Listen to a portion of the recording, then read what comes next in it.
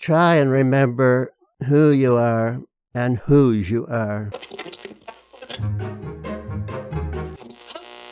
I got pregnant in Moose Jaw. Well, there wasn't much to do.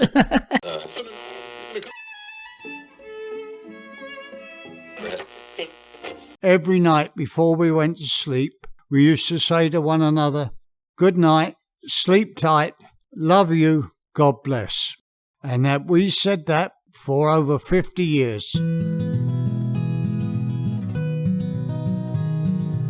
Welcome to Elder Wisdom, Stories from the Green Bench. Now, this podcast explores basically everything from friendship, tragedy, to love, life, learning, and so much more, all told by and for older adults.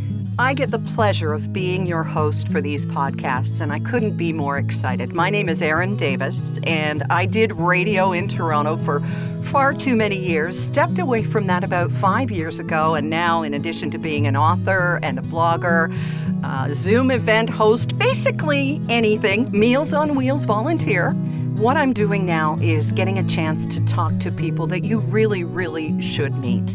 Because we're talking about elder wisdom here. I'm 58 years old, and I don't know if that's a senior or not, but I'll tell you, I'm not going to argue with the 20-something at the drugstore when he wants to give me a discount. So if 58 is a senior, I'm signed up, and I'm so excited to be here today. So the Green Bench, it's kind of like a speaker's corner sort of idea where when you see someone sitting on a green bench at Schlegel Villages, you know they'd like to talk, to visit, to listen, and just be with someone. In this case today, with you. That's what we're doing here.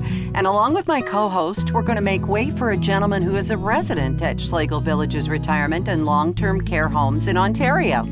Now, I've had a lot of co-hosts in my career. I'm kind of like Elizabeth Taylor with husbands, although mine all ended pretty well. But I have a new co-host today, and I'd like to introduce you to him and for him to introduce himself to you. His name is Lloyd Hetherington, and he's joining me on the Green Bench today. Hello, Lloyd. How are you? I'm great, Erin. How are you? I'm good. As you can tell, I'm a little excited. It could be the 3 coffees and the one in my Traveler right now as we sit on this virtual bench together on a beautiful day.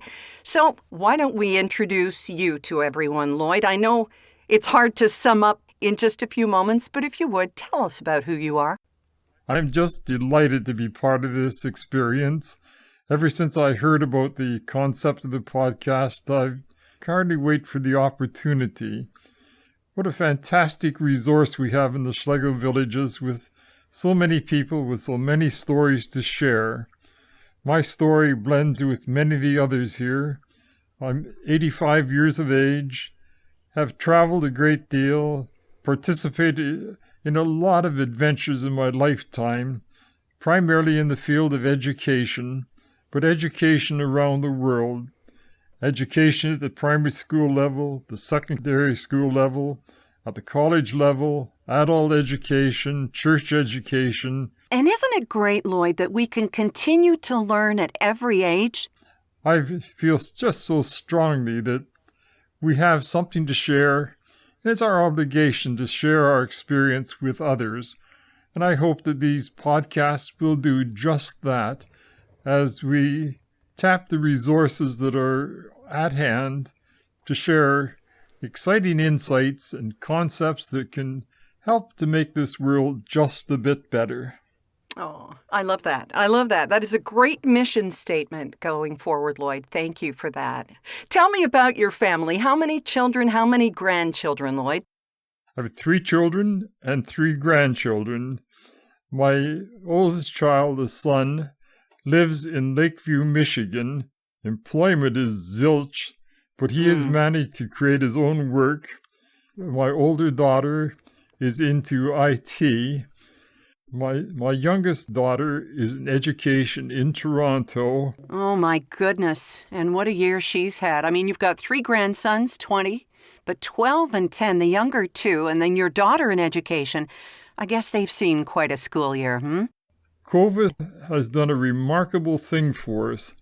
It's forced us to look at education And hopefully we keep straight in our minds the difference between the acquisition of knowledge and what education really is, the development of wisdom. Well, what you say, Lloyd, resonates with me because there was a quote I came across last week that knowledge is power, but the true power comes in sharing your wisdom. And that's what we're here to do today. So thank you for that.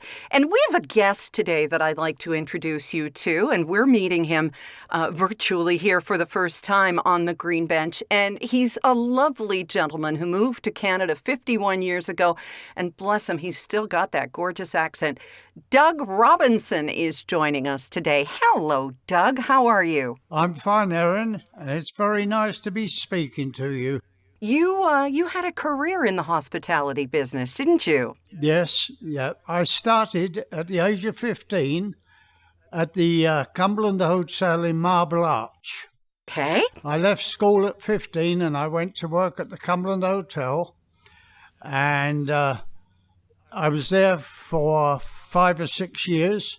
And then I went to work in a famous fish restaurant called Wheeler's in St. James's, just off of Piccadilly Circus. Mm-hmm. And then I moved to a even more famous bar called Jules Bar in German Street, right behind Fortnum and Mason's. Oh, wow. And I used to get a lot of film stars come in there.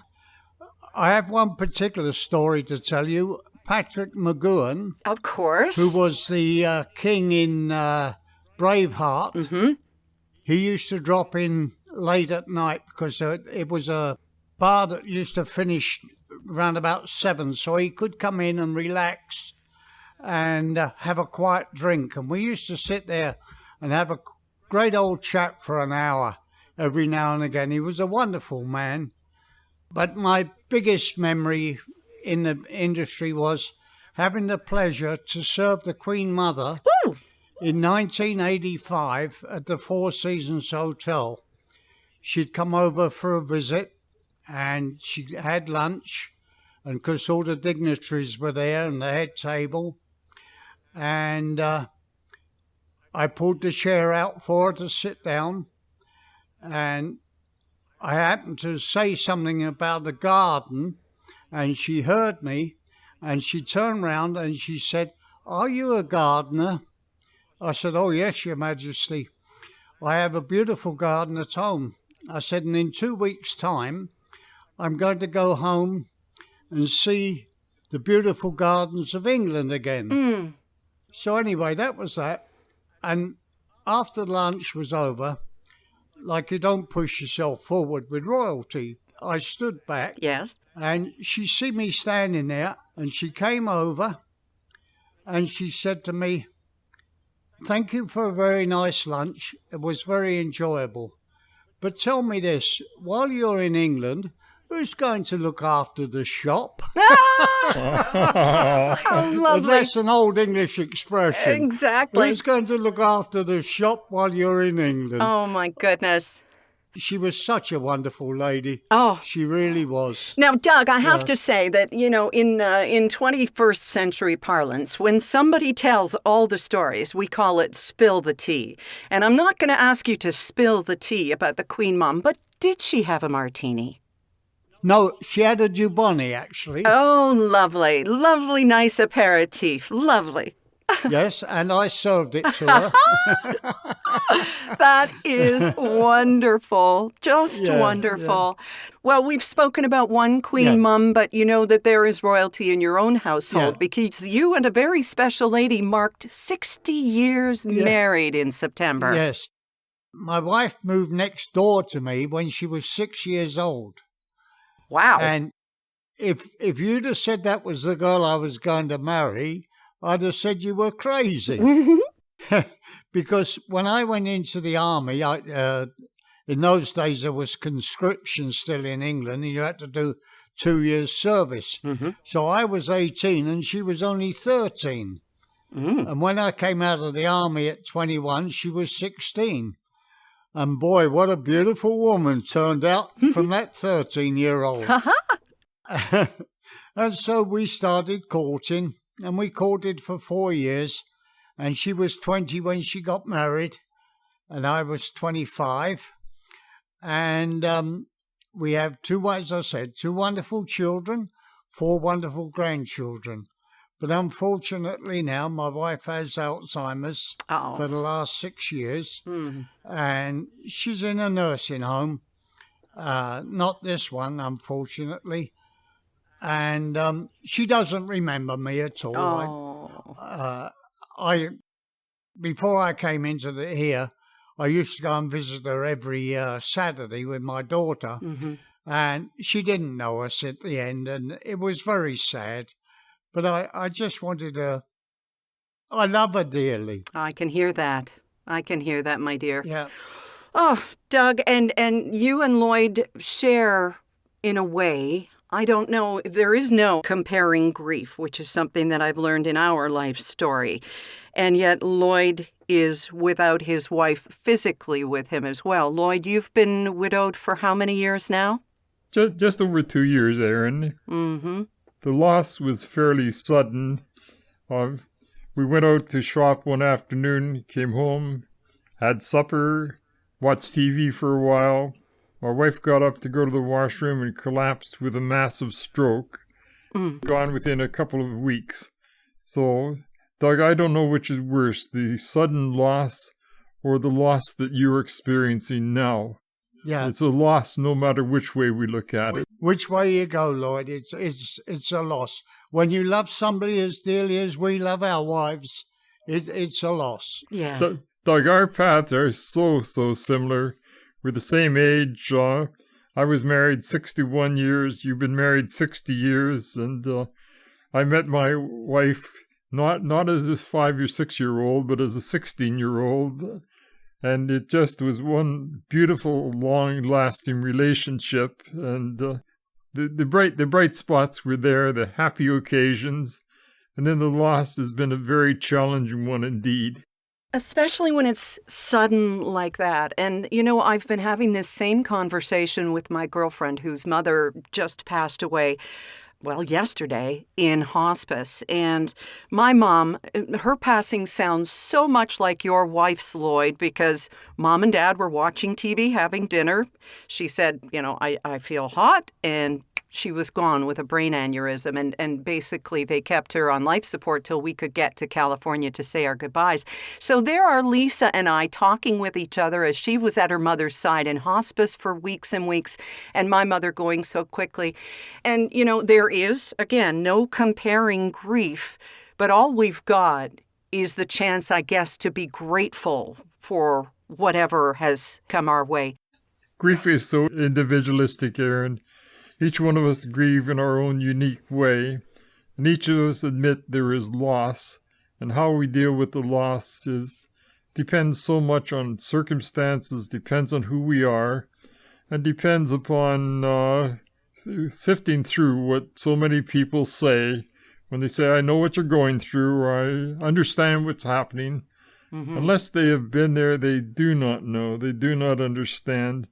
So the well-meaning people, we accept their thoughtfulness and their care, but we have to recognize that what they're saying carries very little weight at that particular time.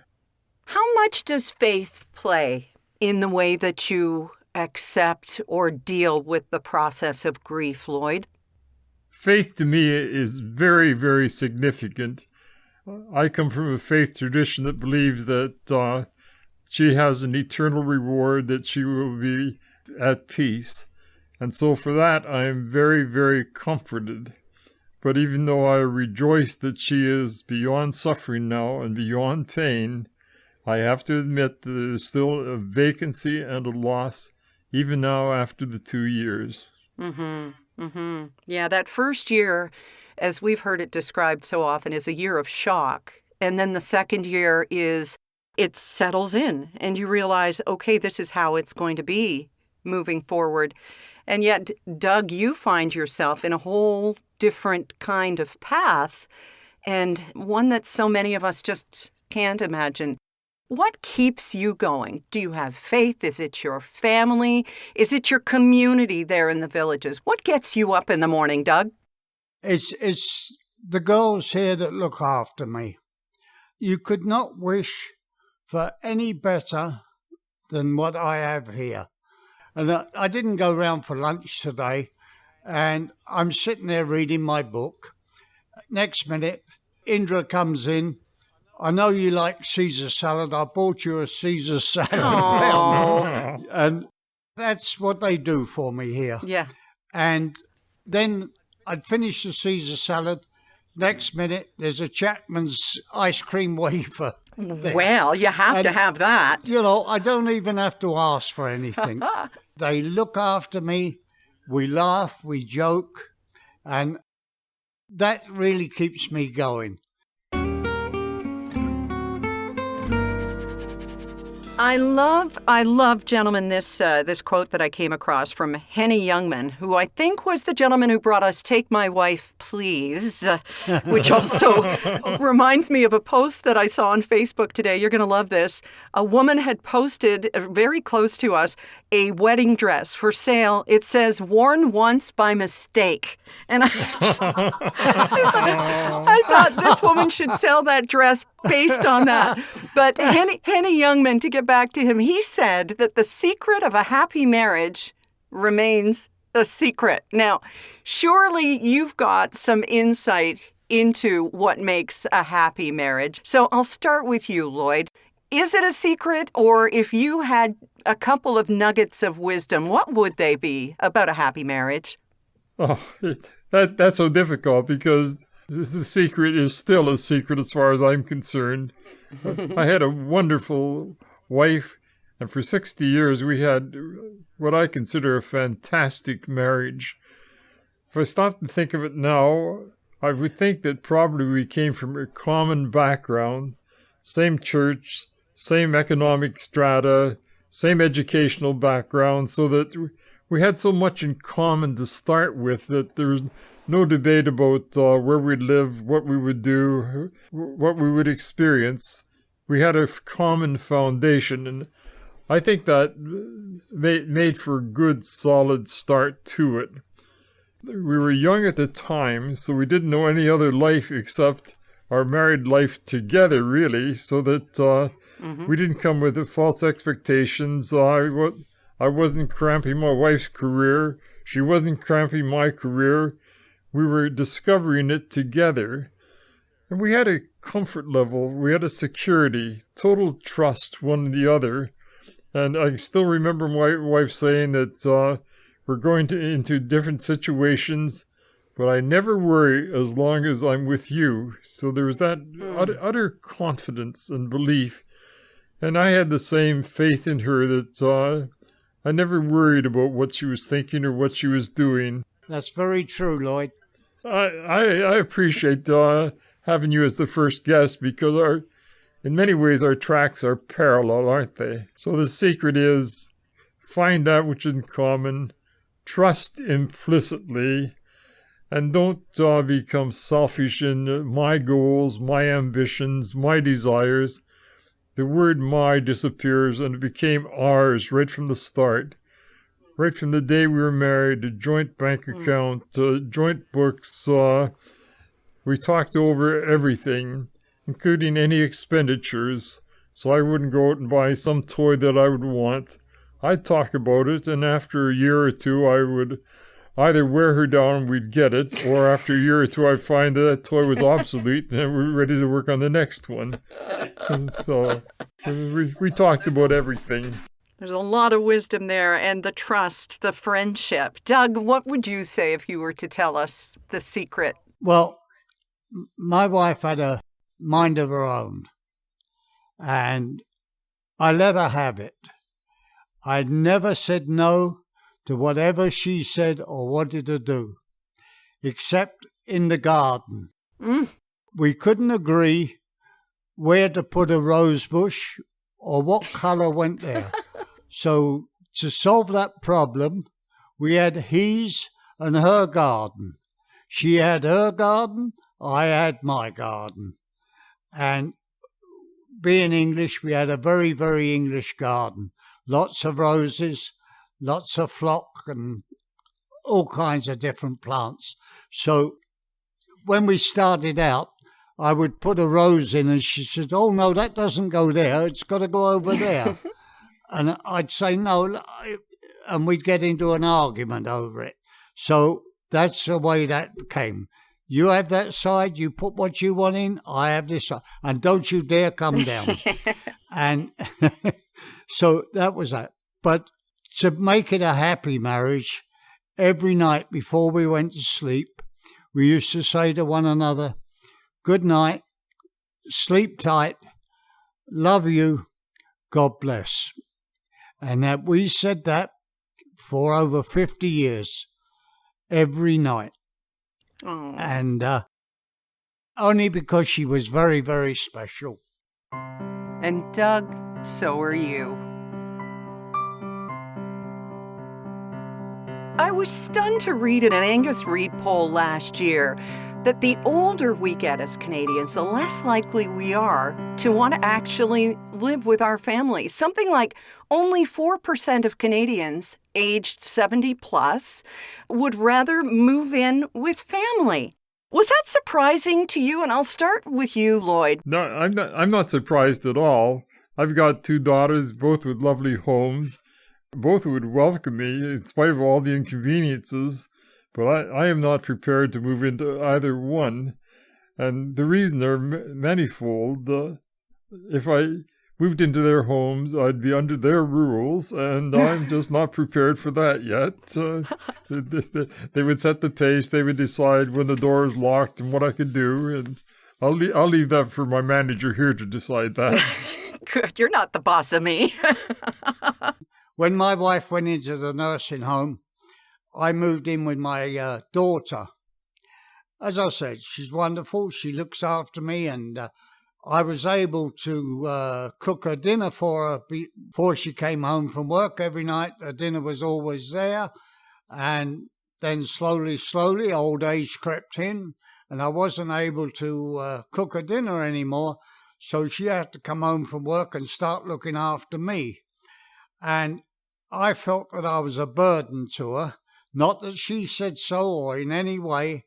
And that's when I decided to come into a nursing home myself. And it was the best decision that I made. Doug is on the right track. When we decide to move in, the transition is a very pleasant, a very helpful one. It's when the family decide it's time you've got to move in, and it makes the experience just a bit more difficult. Mm-hmm. Yeah, so you're on the right track there, Doug. Yeah.